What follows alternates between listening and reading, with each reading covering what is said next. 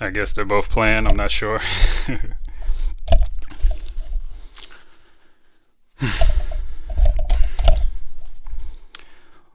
Well, hello everybody. Uh, I don't have any particular plan for exactly what I'm gonna say or anything like that, but I think this is a good way to kind of sort through a lot of the things that's been going on in my personal life. You know, because I've had several, too many, too many instances in the past 2 months where I had to think about my own mortality and the mortality of people around me. Um, don't mind me if I'm not looking at the camera. I'm just going to be collecting my thoughts, and the microphone is over here, so I will be looking this way for most of it. But as you can see, I have a haircut. Like it's a strange thing that I usually don't get haircuts as sort of like a silent protest, kind of to like the idea of what a presentable person looks like and things like that. Like not on like a conscious level, like not beating you over the head with or anything like that, but just something that I think weighs in the back of my mind where it's like, why do I need to do this? So you know that I usually don't get haircuts unless it's for something important, like maybe I gotta go take a test or job interview, something like that. But the last four haircuts I've gotten have all been because I had to go to a funeral. And as you can see, this haircut is relatively new. I had to go to a funeral on February 14th, which is Valentine's Day, which is just the weirdest thing ever. But we'll get to why there was a funeral on Valentine's Day, as well as how that ties into the whole thing about me thinking about my own mortality and people I love mortality and things like that. So I guess we can start. It's going to be two or three stories intertwined. So I guess this story in particular starts around late November, early December. So if you guys don't know, my birthday is on November 11th. And around that time, my mother was having some issues with her like her gastrointestinal system and things like that, which is nothing new because if anybody knows me, you know that everybody on my mother's side pretty much has chronic heartburn and just random stomach pain that just like, you know, it's just there. We just learn to deal with it. Side note, broccoli cures a lot of that stuff. But back to the story. So she's having this pain and like she had gone to the doctor a couple times. And at this point they were telling her like, hey, you know what I'm saying? We see all these stones in your gallbladder. I think we should take those out. But the entire like time she's like, well, due to my knowledge of the medical field and things like that, I know where my gallbladder is, right? And this pain is not localized in the area that you're saying it's localized in. So we live in Youngstown, Ohio, which is not really a good place for medical care or anything of that sort because it's a relatively poor area and things like that. But we're going through the processes and they're insisting that she needs to get her gallbladder taken out. And she's fighting it. She's like, no, we're not doing that. I know what's wrong with my body and it's not that. Like if it was, you can have me do the surgery, take it out, but that's not what the issue is. So we're having this dance for like a month. And then she's scheduled for a scan. I think it's called a Heidel scan or something like that. That's going to give us definitive answers as to like, well, not definitive, but like, is it the gallbladder? What do we need to do? So that's taken like a month. So I can kind of relate some of these things to like when sports events happen. So the night that Jimmy Garoppolo threw that bomb against the Rams, we were in the hospital. We went to ER because she wanted to get a scan because she just knew that something wasn't right. So we're sitting in the hospital and they tell her that they're going to give her a scan that's going to, you know, be able to look in there and see what's really going on. And we couldn't get the scan that she wanted because they have to do it at a specialized place. So they do the normal things, blood work and all this other stuff. And then they finally give her the scan that she went to go get. Not the height scan, but just any scan that gives us a better indication of why she's still in pain. So they come back. It's like the middle of the second quarter. They come back and they tell her that, hey, we looked at your scan. Like everything in your blood is fine. All of that stuff is fine. But we looked at your scan and there's this 5 centimeter mass like near your liver. And 5 centimeters sounds small, but for a fucking mass, that's a big ass mass. So the mood like instantly changes. And my mother is somebody that I've never really seen like be afraid, for lack of a better word. Like, of course she's scared of things that are scary, like she doesn't like rats and mice and things like that, but like that's sort of a external fear. But like I've never seen her have an internal fear like I saw that day in the hospital. And it was just like I can't even describe how that made me feel. Like, cause you know how I am. I'm not a guy that gets too high or too low or anything like that. But seeing my mother like that for like the first time in 30 years was just something that I wasn't prepared to deal with. And so, you go to we're at the initial stages of it. So I'm trying to be as supportive as possible. Like we're thinking like, hey, this is mass. They said it could be what's called a liposarcoma, or it could be nothing at all. And so I'm just telling her like, yeah, it's gonna turn out to be nothing, because what else can you really say at that point? Like, oh, the reality of the situation, but the other aspect of it, which is it could be nothing, could also be the reality, because you don't know. And so we stay in the hospital for a couple more, like 45 more minutes or whatever. Then we end up leaving because they had to schedule some new testing for her and things like that. And so we get home. I get to see the bomb from Jimmy G securing, one more week so we can get home field advantage in the playoffs. Everything is okay for the rest of that time. You know what I mean? And so it was about, I want to say maybe 8 days later, this goes into the other story that connects these two threads in a way. She gets a call from her sister. Now her sister she had just turned 41. Her birthday is on New Year's Day. And she's 10 years older than me, and her daughter is 10 years younger than me. So we were all born on nines of the decade. And so we kind of have that kind of connection. But she calls her. Well, she doesn't call her. We won't get into why she didn't call her. But we find out through either, I think it was my mother's sister, that her sister is like sick again. Now, her sister has had cancer 3 times already. And so the first one was breast cancer, and she had the double mastectomy and things like that. And then she had cancer like in her spinal region, and then some other form of cancer. And she's beaten it all 3 times. But this time it was too much. And so we saw pictures of her. She was like jaundice and things like that. And this was around like mid-January. I can't remember exactly when it was, because all of this stuff just flowing together. But we get that news that, what I'm saying, she's not doing so great. And she's jaundice, but they give her chemo for some reason, when that's not a thing you're supposed to do or anything like that, but whatever. So long story short, things are not looking good. And then like through all of this, we're still getting updates on what's going on in my mother's health. She's had several scans since then, and they have confirmed that it is cancer.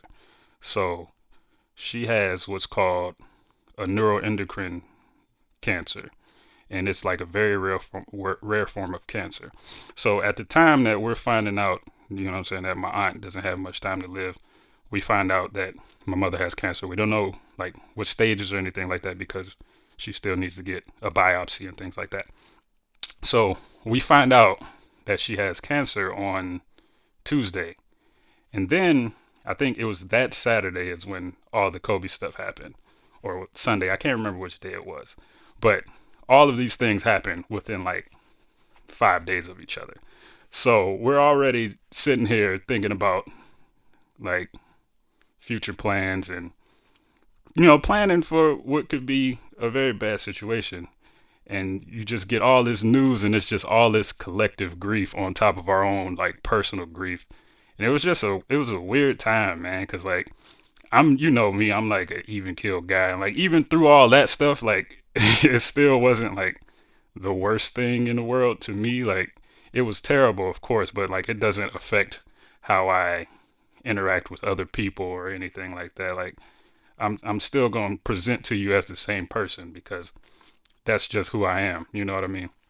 But we getting all this news back to back to back, and then um, we had like a very real moment. Like I can't remember if it was right before Kobe died or like right after. It was like sometime shortly after my mother had got the diagnosis, and not the full diagnosis, but it was this moment where she was like, "Hey man, I want to be here to like see you have kids and stuff like that." Like, and I'm not thinking about stuff like that, you know what I'm saying? Because it's just not something I think about. But when she said that, like, it's like, bro, like I have all these ideas about what mortality means to me and like how comfortable I am with the concept of like dying and things like that. And like, it doesn't bother me. Like, we have people that search for meaning like in things because they have to deal with the fact that one day they won't be here, and like is any of this worth like living or anything like that. And I've always been comfortable with the contradictory nature of like life and the idea that while all of this stuff like matters, like in the moment how you treat people matters, and like how you decide to make your impact on this world matters, but also knowing that none of it really matters. Like in the grand scheme of things, like only a few people are going to be remembered past, you know what I'm saying, the death of their children. You know what I mean? Like even the most famous people in the world, you probably only know offhand about 10, 15 people you can name. Like, hey, 1923, that dude was a solid dude. Like, you know what I'm saying? Like, so it's not something that I think about, but I think I had to re-examine how I felt about that after me and my mother had that discussion about, you know what I'm saying, just being here. Because like, although I am okay with, the idea of mortality and everybody has to go, I'm not okay with it in like one circumstance, and that's like if children die. Like I just can't conceptualize that. I don't like that. But other than that, like I can wrap my head around what this means and like how it affects me. And then we had that conversation, and I just couldn't wrap my head around it. Like there's no universe in which my mother's not going to be watching my kids. Like that's not happening. Like I refuse to live in a world where that happens, where my children don't know their grandmother. Like that's not happening. And so we're just sitting there like ruminating on life and things like that, and it's getting a little heavy, you know what I'm saying? And we're talking about like the idea that crying is supposed to be like this cathartic thing where you're supposed to feel better after it happens. And like it's like, man, it's kind of a crock of shit, because like you cry, I guess you like theoretically feel better, but like in the moment, like bro, like your nose is stuffy, like it feel like the worst sinus headache in the world. So like crying is a scam. Like if you need to cry, I guess you can, but like bro, I can't do it. Not for no masculine reason, nothing like that. It just, I don't like the way it makes my nose feel. Like, above all else, like, get that bullshit out of here. But, so, back to, like, the actual goings on. So, yeah, like, Kobe dies, right? And so, we're dealing with my mother's issues, and we're still not, like, she got a biopsy, like, during like the next week or something like that. But how this all relates back to the sports thing and Kobe in particular is, we know that they skipped the game with the Clippers, and so their next game was it January 31st, I think, or whatever the last day of the month is. And that day was significant because that's the last day that my aunt was alive. So I know you guys see when I live tweet during games and things like that. And I had posted a question because I was reading tweets and I was seeing that people were like getting upset at Damian Lillard because he does a little floppery from time to time. And I'm like, oh, he must be on the shenanigans. But I wasn't like in front of the TV because when I sent that tweet, I was coming home from hospice because my aunt was in hospice. And we had went to go see her. And at that point, it was pretty much like she wasn't really conscious or anything anymore. So we were just there as a family, you know, just I don't know. It's a weird experience, like just being there. It's not the first time I've been in a situation like that, but that one was a little different. And so I come home from hospice at halftime, and then that goddamn Wiz Khalifa and Charlie Puth song is on, and the fucking when I see, and I'm like, bro, no, like this is not the time, bro, for this to be playing, like. And so, you know what I'm saying? We tried to enjoy the game and things like that. Then, I don't know, like 3 a.m., which is Eastern Standard Time. So, like, a game, like, ends at, like, 1 a.m. over here, like a Lakers game that's played in L.A. So, my aunt called me at, like, 3 a.m. to let us know that, you know what I'm saying, my aunt had passed away. My mother's other sister. My mother has 2 sisters and a brother. So, my mom's older sister called us to tell her that her younger sister died. And so after that happened, we're still getting updates on my mom. We're going to University Hospital in Cleveland now. And like they have, you know, better healthcare and things like that.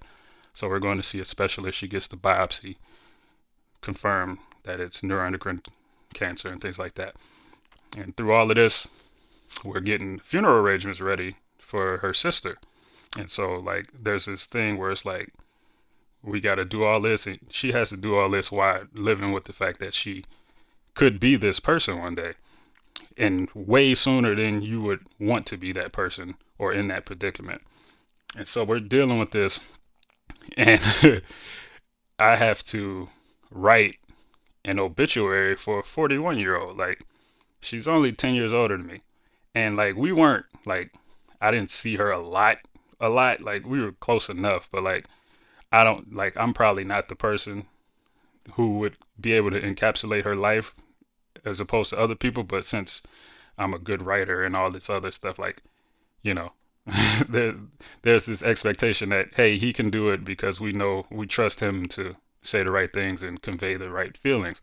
And so I'm sitting here just trying to figure out how I'm going to condense a 41-year-old's life into like 5 sentences, bro. And like, that was one of the hardest things I probably ever had to do.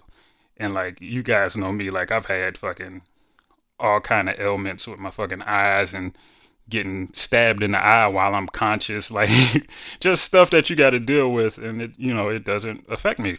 I'm not going to say that this affected me like heavily, but like, it just makes you think. Like, I don't know if like the idea of leaving a mark really matters to me that much. Cause like I said, who's gonna remember? I'm not here for recognition or like, you know, but I understand the importance of impacting people personally and, you know, making sure that you're not the reason that somebody has a bad day, like purposely.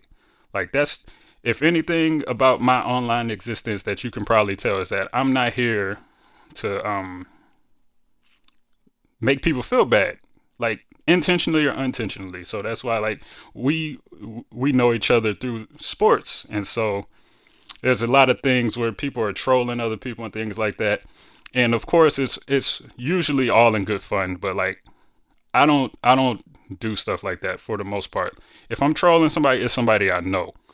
And you know what I'm saying? They know that there's no malice in what I'm doing because I just have this perspective that I don't know what's going on in other people's lives. And we try to trivialize like, oh, it's just a game and things like that. But sometimes, bro, like that's the only thing people got. And like, I understand that. Like some people, all they have is this 3 hours, 3 days a week. This is all they have. Like everything else is like not going great. But for this 3 hours and however long they spend conversing with people online about it, this is it for them. You know what I mean? And so I'll never try to trivialize like the fact that somebody gets angry that you don't like their favorite athlete or that you're making fun of something that they hold dear to them. Like, you know what I'm saying? I understand that it's more important than all, like life is more important to that, to me, but to somebody else, this might be like all they have, bro. So just trying to think about that and how you present yourself to other people, not in a way like you're trying not to be judged by other people, but how you present yourself to others as someone who they don't see as a source of stress or like an an adversary or something like that. Like I just try to be out the way as possible and try to, you know what I'm saying, make people laugh and things like that. And that's it wasn't with the intent like for people to know me. It's like, oh, he's the level-headed guy, and you know what I'm saying, he doesn't cause, it's just how I operate. And so I was thinking about like what people would say about me, like if I wasn't to be here anymore. And like I don't know, I've done a lot of things in my life, you know, degrees and all this other stuff, and like I just was imagining what my obituary would look like, and I don't know, like I don't particularly care either. We'll get into another conversation about my ideas about funeral services and things like that at some other time. But I don't. It was just a weird exercise in me being a person who doesn't really value the idea of a posthumous like telling of my life, like whatever. When I'm gone, bro, keep living your life. But you understand how important it is to other people, and so you still have to try to convey these feelings and this message for your family. And it was just another weird thing I had going on with my brain. And so we finished that, and then we go.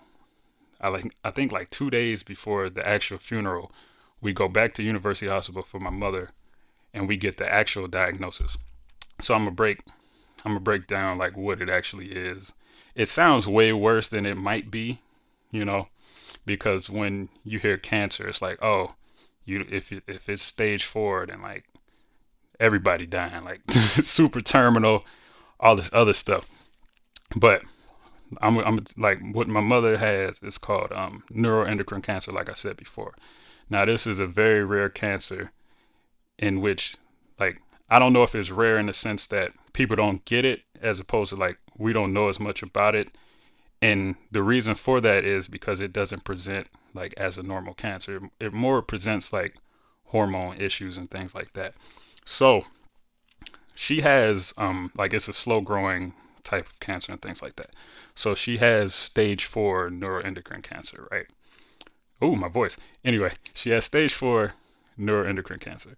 And what that means is that in this sense, it only means that it has moved, like it metastasized to another part of her body.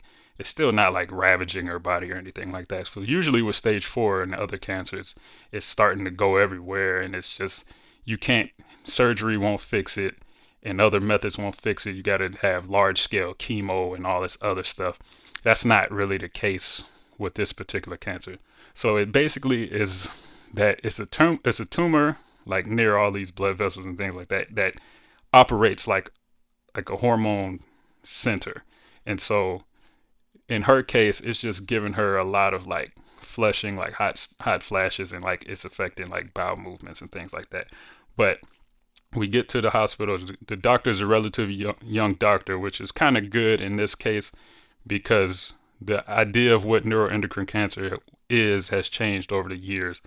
And so he's young, so his ideas of what something could be have been molded by him being in the current level of research, as opposed to like an older guy who has to kind of, or lady, who has to re-examine what he thinks like the cancer is. Like I just had to re-examine me just assuming that the doctor was going to be a man. we got a lot to unlearn.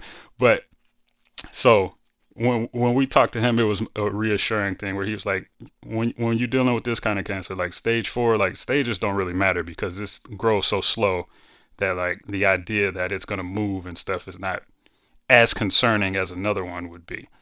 So we have stage 4, but it's slow growing, and it's the type of treatment where we can still, surgery is still an option, and chemo is like not the way you treat this type of thing. It's more of a treatment to stop it from releasing these hormones that can kind of affect your body in weird ways. And so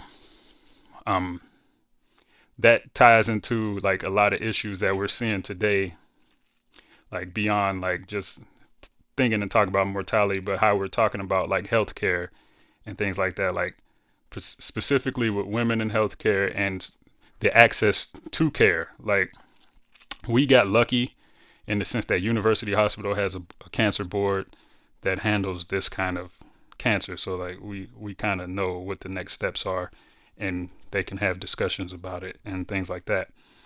But the road to get here was like a long one because she's had these issues for years. And when he said that if it's progressed to this stage, like you've had it for like over 2.5 years, and she's known something has been wrong for 18 months. Now, I'm not going to say that it's an issue of people, doctors not believing her or anything like that, because in this specific instance, like the kind of cancer that she has, it's very hard to catch like initially until it starts showing up on scans. Like she had blood work, it's fine, like everything is fine. So, I'm not going to lay that at the feet of doctors or anything like that, but it just speaks to the idea that could there have been some, like the fact that they were going to try to just take her gallbladder out. If she hadn't been in the dentistry field and had all this knowledge of her biology and things like that, like she probably would have just gotten her gallbladder taken out and it still would have been the same issue. Like, so that kind of stuff matters. She was able to fortunately stand up for herself and come from a place of knowledge that stopped that from happening. But you can see how things like these get out of hand like quickly. And she's very fortunate in the fact that the type of cancer she has is not a more aggressive form of cancer, or like this could have been a whole different story. But you have the piece about not being able to not I'm not gonna say you can't trust hospitals or whatever, but like a feeling that maybe you're not being, like your needs are not being met to the level that you expect them to be. And then on the other side, when we talk about things like Medicare for all and things like that, my mother has insurance, right? And like I said, this treatment is not going to be chemo. So she's going to have to get on this treatment program where once a month she gets a shot. And like it's this kind of hormone therapy where it's like, how they medications for like depression and things like go to certain receptors and like inhibit them from doing whatever they do. Basically the same idea with her cancer treatment.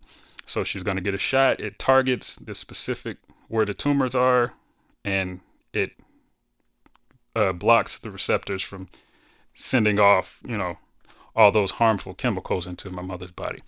And so her doctor told us that the shots are $34,000 a piece.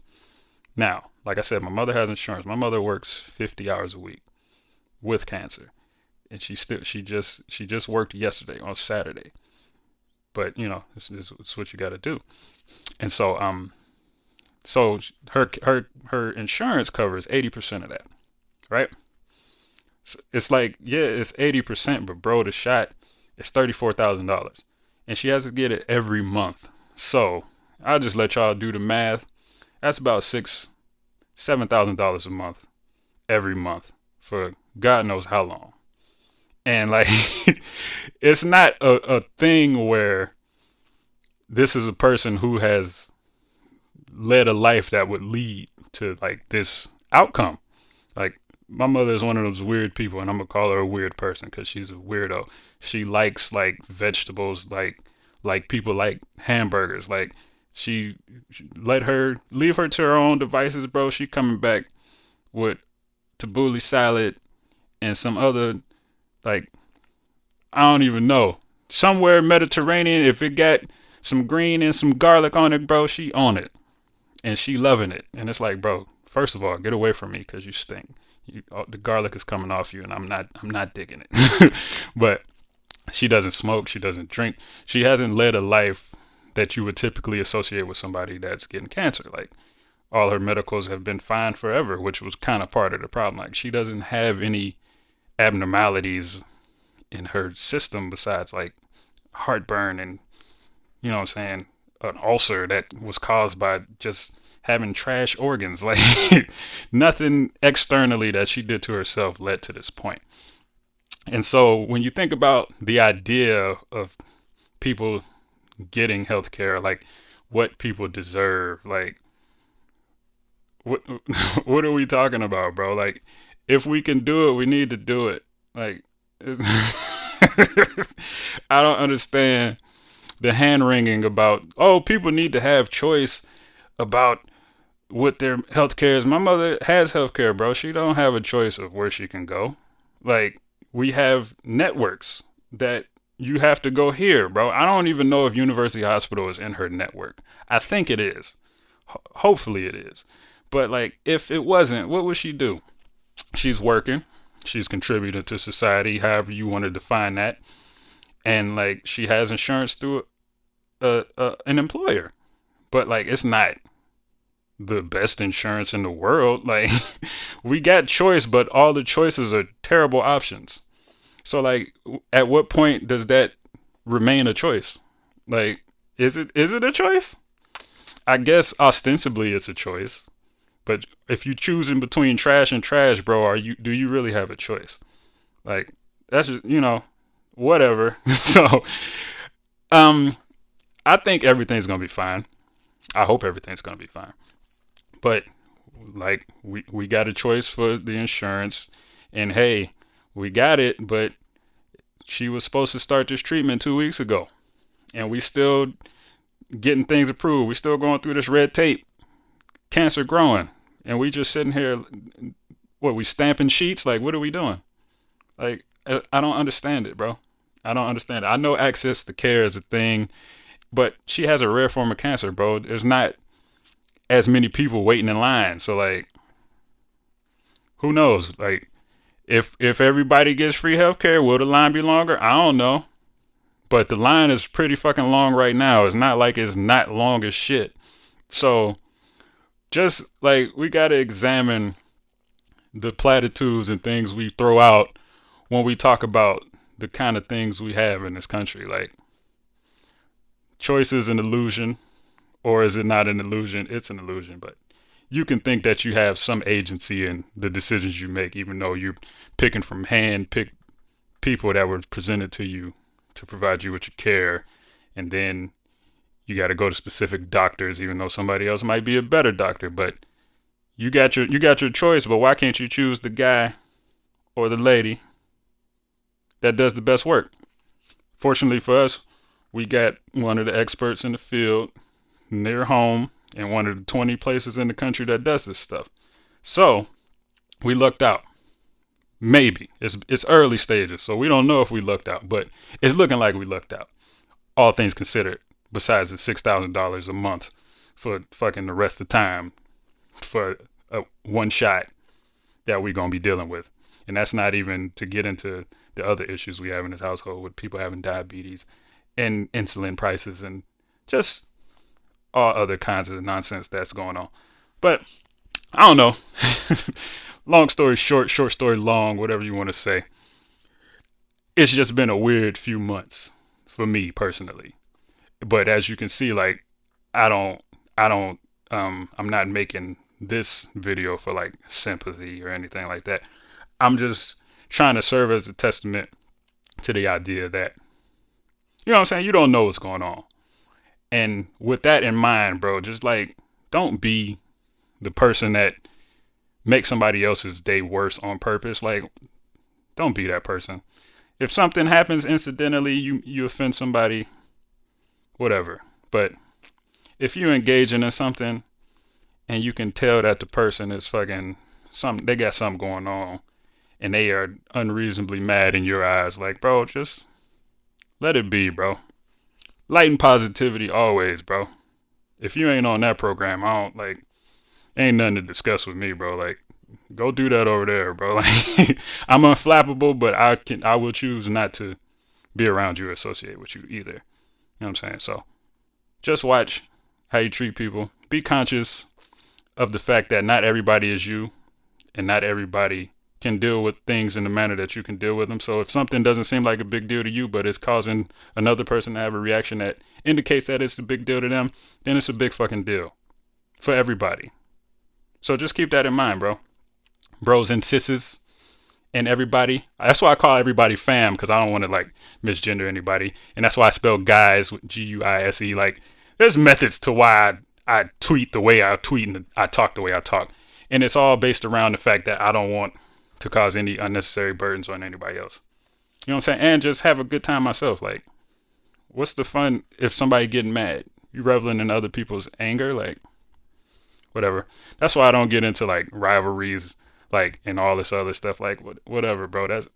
It's fun, I guess, to a certain extent, but like at a certain point, it just becomes like mean spirited, and like I just can't get jiggy with that. But shit, we've been here for damn near 36 minutes. I'm gonna stop talking. I guess I'm gonna start talking more. I hear somebody walking upstairs, but you know that only happened like when I feel like it, for the most part. I think there's something to be gained by talking, but like also, like I said, none of this matters, bro. Everything matters, but nothing matters. So my opinion doesn't matter, but it does. So I keep working through that. Whenever something comes up that I feel like talking about, I will talk about it. And yeah, I guess I see y'all. If I can turn this damn camera off.